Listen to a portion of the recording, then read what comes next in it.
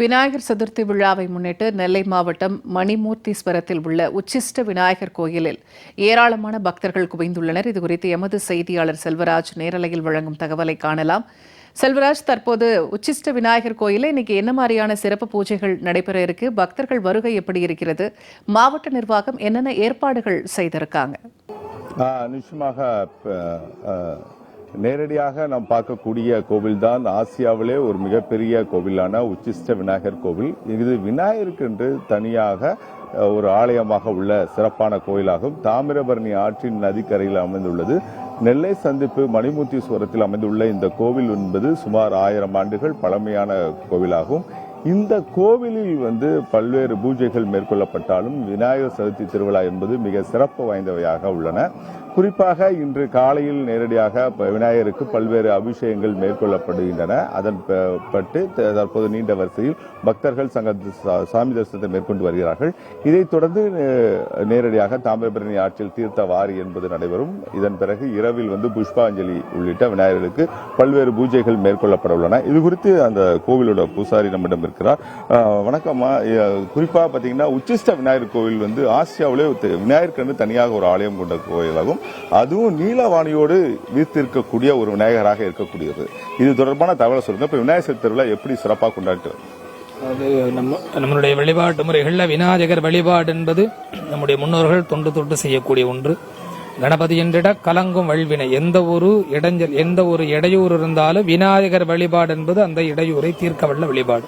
அந்த வகையில் நம்மளுடைய தமிழ்நாடு முழுவதும் நிறைய விநாயகர் கோயிலில் இன்று விநாயகர் சதுர்த்தி ரொம்ப விமர்சையாக கொண்டாடப்படுகின்றன. மேலும் பல மாநிலங்களில் இன்னைக்கு சிறப்பாக கொண்டாடப்படுகின்றன.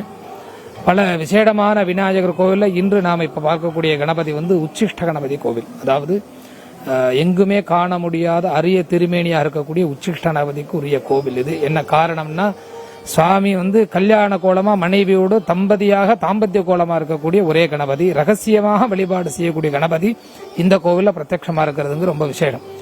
மற்ற விநாயகர் வழிபாடு செய்வதை விட இந்த விநாயகருடைய வழிபாட்டில் என்ன மேலும் ஒரு சிறப்பு அப்படின்னா, கல்யாணம், குழந்தை பேரு, கணவன் மனைவிக்கிடையான ஒற்றுமையை பலப்படுத்தக்கூடிய ஸ்தலம் இந்த ஸ்தலம்.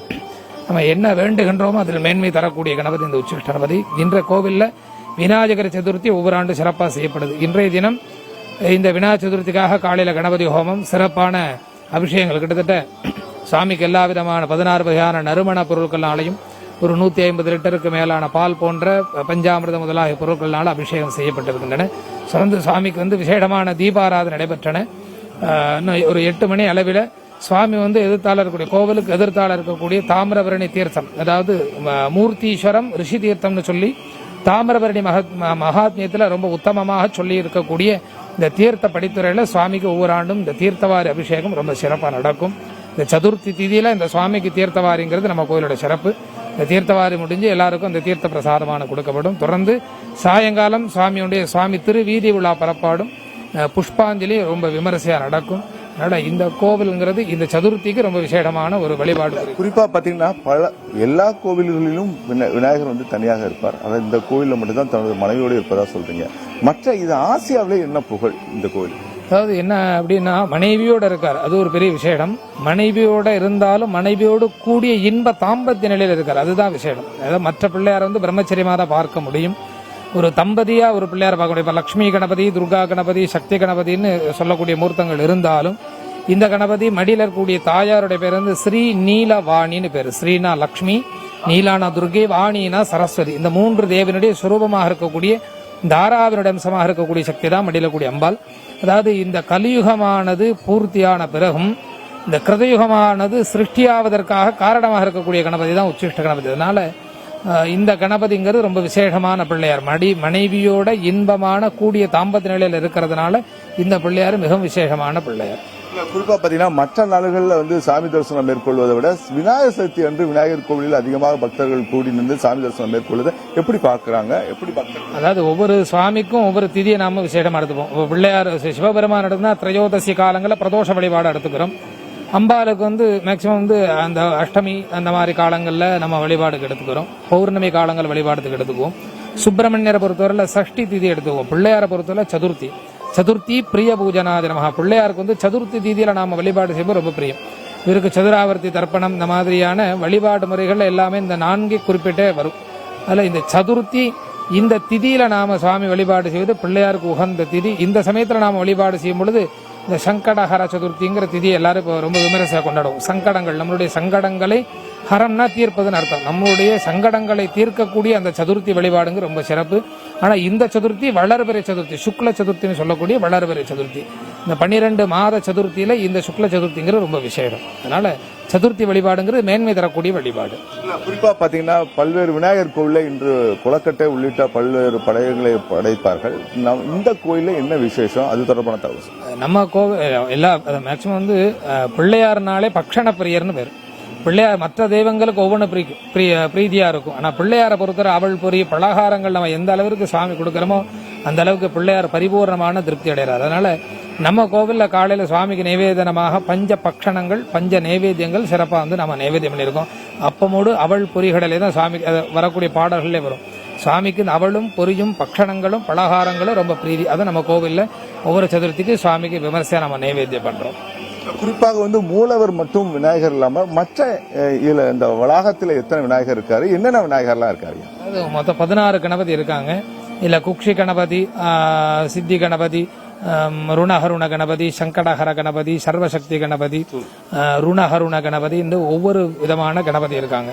இந்த ஒவ்வொரு விதமான கணபதியும் ஒவ்வொரு விதமான காரணங்கள், ஒவ்வொரு விதமான பிரார்த்தனைக்குரிய காரணமூர்த்தங்கள். இப்ப ருணஹருண கணபதி நம்ம வழிபாடு செஞ்சா கடன் தீரும். சர்வசக்தி கணபதியை நம்ம வழிபாடு செய்யும்போது உடல் ஆரோக்கியம் கிடைக்கும். அர்க்க கணபதி வழிபாடு செய்யும்போது ஜாதகத்தில் இருக்கக்கூடிய நவகிரக சம்பந்தமான தோஷம் தீரும். சந்தான லட்சுமி கணபதி வழிபாடு செய்யும்போது குழந்தை பாக்கியம் கிடைக்கும். குக்ஷி கணபதி வழிபாடு செய்யும்பொழுது நோய்கள். அந்த மாதிரி ஒவ்வொரு கணபதிக்கும் ஒவ்வொரு சிறப்பு இருக்கு. நம்ம கோயிலில் 16 கணபதி கோவிலுடைய உள்பிரகாரத்தில் இருக்காங்க. இந்த 16 கணபதியும் அதற்குண்டான மூல மந்திரங்கள் நம்ம கோவில் எழுதப்பட்டிருக்கு. அந்த மந்திரங்களை சொல்லி அந்த பிள்ளையாரை நாம வழிபாடு செய்யும்போது அந்த பிள்ளையார் என்ன தன்மை, என்ன நமக்கு அனுகிரகம் செய்வாரோ அதை கண்டிப்பா இந்த திதியில வழிபாடு செய்யும்போது கண்டிப்பா நமக்கு கொடுப்பாங்க. அதாங்க விஷயம். பூர்ணிமா, நீங்க நேரடியாவே கேட்டிருக்கலாம். ஏன்னா தொடர்ந்து பல்வேறு விநாயகர் கோவில் இருந்தாலும் கூட இந்த கோவிலுக்கு தனி சிறப்பாக உள்ள கோவிலாகும். குறிப்பாக திருமண கோலத்தில் விநாயகர் இருக்கக்கூடிய இந்த கோவில் தான் மூலஸ்தானமாக உள்ளது. குறிப்பாக தமிழகத்தில் மட்டுமில்லாமல் வெளி மாநிலத்திலிருந்தும் தொடர்ந்து இந்த பகுதிக்கு பக்தர்கள் மிக அதிகமாக வந்து தங்கள் சாமி தரிசனம் மேற்கொண்டு வருகிறார்கள். நீங்க நேரடியாகவே பார்க்கலாம்.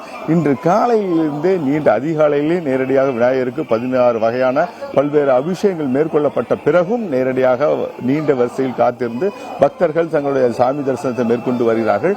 அதோட நேரடி காட்சியா நீங்க பார்த்துட்டு இருக்கேன். இன்று காலையில் அதிகாலையிலிருந்தே இதே போன்று பொதுமக்கள் தங்கள் குடும்பத்தோடு நீண்ட வரிசையில் காத்திருந்து தங்கள் சாமி தரிசனம் மேற்கொண்டு வருகிறார்கள்.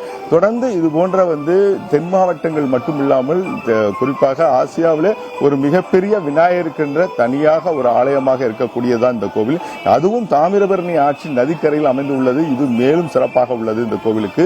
இது போன்ற இந்த கோவிலுக்கு பல்வேறு பகுதியிலிருந்தும் தொடர்ந்து காலையிலிருந்து பொதுமக்கள் நீண்ட வரிசையில் நின்று தங்கள் குடும்பத்தோடு சாமி தரிசனம் மேற்கொண்டு வருவதை நாம் நேரடியாக பார்த்துக் கொண்டிருக்கிறோம். இதன் பிறகு நேரடியாக தீர்த்த வாரி என்பது காலை சரியாக 8 மணி அளவில் விநாயகர் நேரடியாக தாமிரபரணி ஆற்றிற்கு சென்று அங்கு தீர்த்த வாரி என்பது நடைபெற உள்ளது.